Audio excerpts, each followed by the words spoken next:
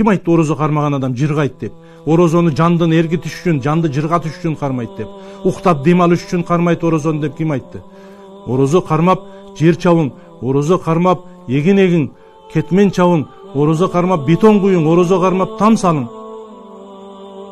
Бир аз каныңыз катып, этиңиз чыйралып, бир аз арыктаң, орозо бүткөндө 5 кило арыктапмын, 10 кило арыктапмын деп айтың. Ошондон кийин чыныгы орозо болот. Орозо кармаштык, риязат, кыйынчылык. Ким айтты орозо кармаганда рахат кылат деп? Кээ бирлер айтат, орозону кыйнабаш керек экен. Жок, орозо кыйналбайт. Сиз канча кыйналсаңыз, орозо ошончо рахат кылат. Сиз канча кыйынчылык менен орозо кармасаңыз, орозо ошончо кубанат. Билесизби, орозо кыямат күнү сиз менен бизди шафаат кылат. Биз кармаган орозо кыямат күнү Аллахтын алдында туруп айтат: "Я Раб, сенин буйругуң үчүн сенден коркуп мени сактады." Башкача айтканда, орозо кармады.